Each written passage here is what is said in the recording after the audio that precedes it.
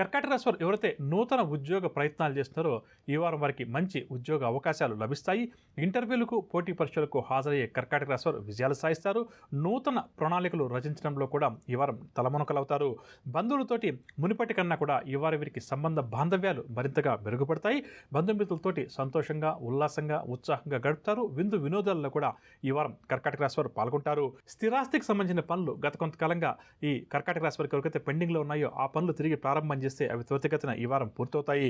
వీరిపై శత్రువులు ఎంత ప్రయత్నం చేసినప్పటికీ కూడా విజయం సాధించలేకపోతారు, డీలా పడతారు. శత్రువులు వీరితోటి రాజీకి రావడం కూడా ఒక విశేషమైనటువంటి అంశంగా చెప్పవచ్చు. ఇక కర్కాటక రాశి వారు ఏవైతే కొన్ని పనులు ఈ విధంగా పూర్తవ్వాలి లేదా ఈ విధంగా పూర్తి చేయాలని చెప్పి అనుకుంటారో అవన్నీ కూడా అదే విధంగా పూర్తవడం వల్ల వీరి ఆనందానికి హద్దు ఉండదు. జీవిత భాగస్వామి యొక్క సహాయ సహకారాలు కూడా ఈ వారం కర్కాటక రాశి వారికి పుష్కలంగా ఉంటాయి. సంతానం మూలకంగా మాత్రం కొన్ని నిర్ణయాలు తీసుకోలేక ఈ వారం కర్కాటక రాశి వారు కొన్ని ఇబ్బందులు ఎదుర్కొంటారు.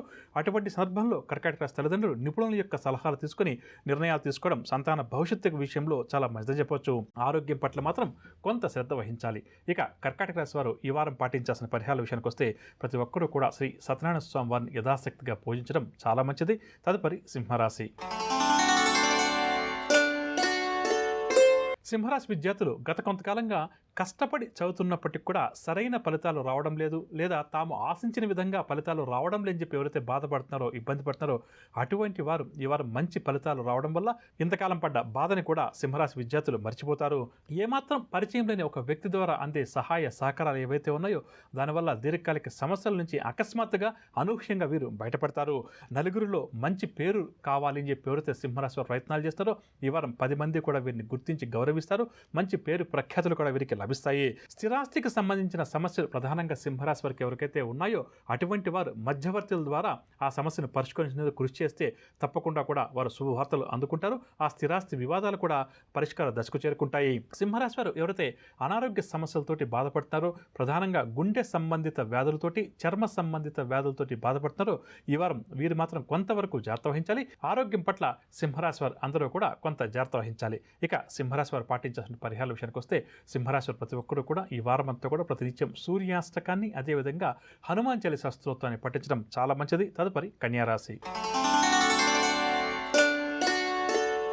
కన్యారాశి వారికి ప్రధానంగా ఈ వారం ఆర్థికంగా ఆదాయం పెరుగుదల ఉంటుంది. దీనివల్ల ఏంటంటే ఆర్థిక సమస్యలు ఎవరికైతే కన్యారాశి వరకు ఉన్నాయో అవి కొంతవరకు తీరే అవకాశం కూడా ఉంది. ఆదాయ మార్గాలు పెంపొందించుకోవాలి అని గత కొంతకాలంగా కన్యారాశి వారు ఎవరైతే అనుకుంటున్నారో ఈ వారం కానీ ప్రయత్నాలు ప్రారంభం చేస్తే అతి తొందరలోనే వారికి ఆదాయం కూడా పెరుగుతుంది. కోర్టు వ్యవహారాల కోసం కొంతవరకు కన్యారాశి వారు ఈ వారం అధికమైన సమయాన్ని వెచ్చించాల్సి వస్తుంది. కాబట్టి కోర్టు కేసులతోటి ఎవరైతే కన్యారాశి వారు సతమవుతున్నారో వారు కొంతవరకు న్యాయవాదులను సంప్రదించడం, వారితో సంభాషణ చేయడం, దానికి సంబంధించిన నిర్ణయాలు తీసుకుని ప్రయత్నం చేయడం చాలా మంచిదని చెప్పవచ్చు. పని ఒత్తిడి వల్ల నిరాశ, అదేవిధంగా కొంతవరకు అనారోగ్య సమస్యలు కూడా ఎదురయ్యే అవకాశం ఉంది. కావున పని ఒత్తిడి ఎంత ఉన్నప్పటికీ కూడా కన్యారాశి వారు కొంతవరకు ఆరోగ్యం కోసం కూడా సమయాన్ని కేటాయించడం చాలా మంచిది. అమ్మా, అలాంటి వాళ్ళది నిజమైన ప్రేమ కాదు, అది వ్యామోహం. ఎగ్జాక్ట్లీ చిన్నత్త, నిజంగా ప్రేమించుకున్న వాళ్ళు అలా చేయరు. ఎంత మనసు విరిగిపోతే కన్న కూతుర్ని పట్టుకొని మా దృష్టిలో చచ్చిపోయా ఉంటుందా తల్లి? అది సరే అమ్మా, తన కూతురుతో తన మాట అనేటప్పుడు ఆమె మాటల్లో వ్యథ, కళ్ళల్లో బాధ గమనించావమ్మా? పెద్దబాబుకు బర్త్డే విషెస్ చెప్పు కూడా వెళ్ళాం కదా. ఊరికే ఎలా కాలిపోతుంది? మంట పెడితేనో పడితేనో తగలబడుతుంది.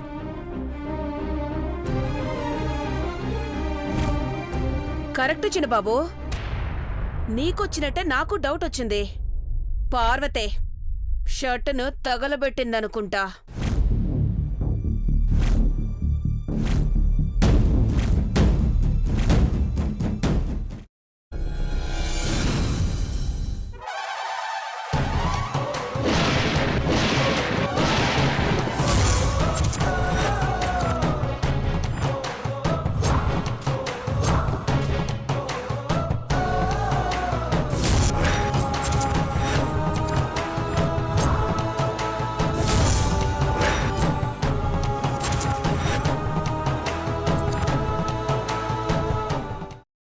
కున్న తర్వాత పొట్టు తీసేసి చాప్ చేసి పక్కన పెట్టుకోవాలి.